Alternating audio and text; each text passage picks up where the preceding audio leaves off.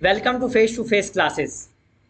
Today we are going to start NCERT Science series where we will discuss Introduction of Science.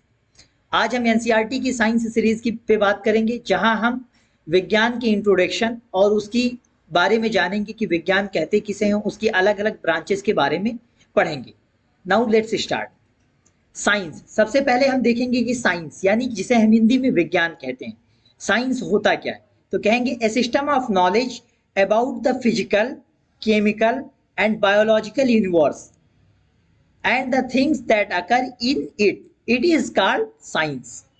यानी भौतिक, रासायनिक और जैविक ब्रह्मांड और उसमें होने वाली चीजों के बारे में जो ज्ञान की प्रणाली होती है वह क्या कहलाती है? विज्ञान कहलाती है.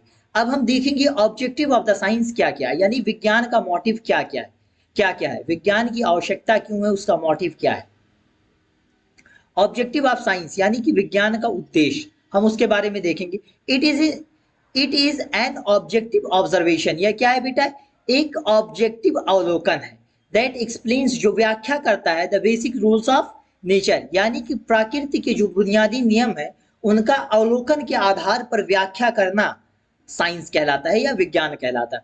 दूसरे प्रोस्पेक्टिव में जब हम देखेंगे तो साइंस को ऐसा डिवाइन किया गया है कि as the information gains through practice. Practice का मतलब होता है अभ्यास, किसी काम को बार बार करके ज्ञान को हासिल करना, यानी अभ्यास के जरिए से ज्ञान की प्राप्ति करना क्या कहलाता है? साइंस कहलाता है. अब हम देखेंगे इसके डिफरेंट ब्रांचेस के अंदर कि किस ब्रांच के अंदर साइंस की कौन सी बात होती है. हम देखेंगे कि इसको 5 भागों में बांटा गया, 5 ब्रांचेस में इसको डिस्ट्रीब्यूट किया गया. उनके बारे में हम उनकी डेफिनेशन को जानेंगे और यह भी जानेंगे कि उनमें कौन कौन सी चीजें पढ़ाई जाती हैं. तो हम सबसे पहले ब्रांचेस ऑफ साइंस की बात करें तो सबसे पहला है केमिस्ट्री, दूसरा है फिजिक्स, तीसरा है जियोलॉजी, फिर एस्ट्रोनॉमी, उसके बाद है बायोलॉजी यानी कि जीव विज्ञान, जहां हम बात करते हैं study of living being.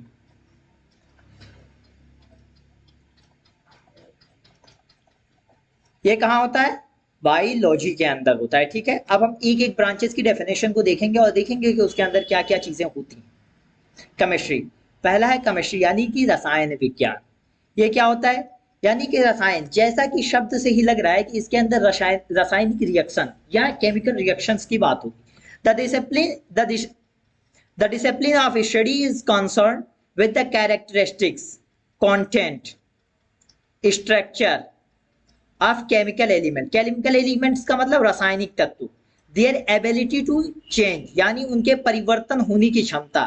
And Indeed the energy produce का मतलब उत्पादित करना, as consumed as they are doing so. यानी अध्ययन का अनुशासन, रासायनिक तत्वों की विशेषता, सामग्री और उनकी संरचना और उनके परिवर्तन करने की क्षमता और वास्तव में परिवर्तन होने की क्षमता में उनके द्वारा उत्पादित या उपभोग की जाने वाली ऊर्जा के संबंध में हम जो पढ़ते हैं वह हम केमिस्ट्री के अंदर पढ़ते हैं. ठीक है, अब आगे चलते हैं. फिजिक्स यानी कि भौतिकी. भौतिकी यानी भौतिक चीजें, जो पृथ्वी की चीजें हैं जो भौतिक रूप से हम उनको छू सकते हैं या देख सकते हैं, उनके बारे में हम पढ़ेंगे. तो देखेंगे ए ब्रांच ऑफ साइंस, किसकी शाखा है या किसकी ब्रांच है बेटा? विज्ञान की. Concern with matter and energy, जो पदार्थ और ऊर्जा, पार्टिकुलरली देयर इंटरकनेक्शन और उनके विशेषकर उनके अंदर के संबंधों के बारे में बताता है. यानी कि भौतिकी विज्ञान की वह शाखा है जो पदार्थ और ऊर्जा और खासकर उनके बीच के अंदर का जो संबंध है उसके बारे में बात करते हैं. अब हम देखेंगे कि next branch of the science के अंदर हम क्या पढ़ते हैं. तो है जियोलॉजी यानी कि भूविज्ञान.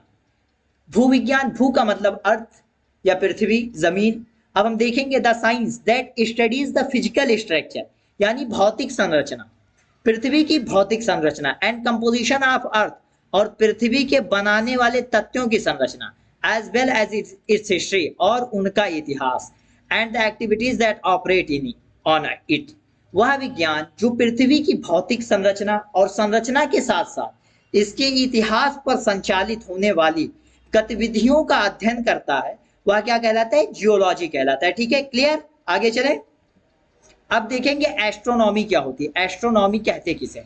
तो हम कहेंगे द स्टडी ऑफ एनीथिंग, किसी भी चीज का अध्ययन, आउटसाइड ऑफ अर्थ एटमॉस्फेयर यानी पृथ्वी का जो एटमॉस्फेयर है उसके बाहर की जो भी चीज होती है वो एस्ट्रोनॉमी के अंदर आती है, यानी खगोल विज्ञान के अंदर आती है।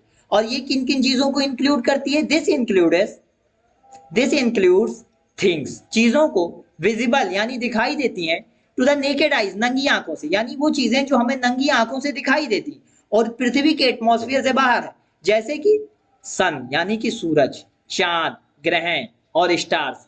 यानी पृथ्वी के एटमॉस्फेयर के बाहर की जो चीजें हैं वह एस्ट्रोनॉमी यानी कि खगोलीय विज्ञान के अंदर आती हैं, जिसके अंदर आपका सूरज आता है, मून आता है, ग्रह आते हैं और स्टार्स आते हैं। अब हम बात करेंगे अगली ब्रांच के बारे में कि उसके अंदर हम क्या पढ़ते हैं।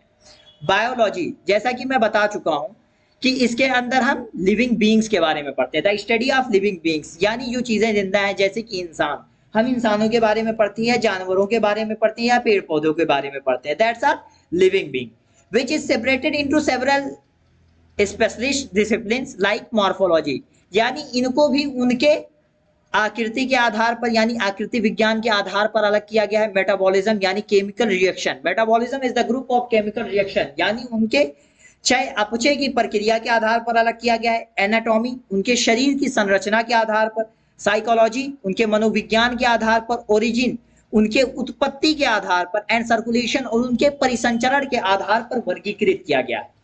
हमने आज साइंस को जाना कि साइंस कहते किसे हैं, मोटिव ऑफ द साइंस को हमने पढ़ा, उसके बाद हमने साइंस की डिफरेंट ब्रांचेस को पढ़ा और उनके डेफिनेशन को जाना। Now that's all, thanks for watching, like and comment your views and subscribe my channel. Thank you.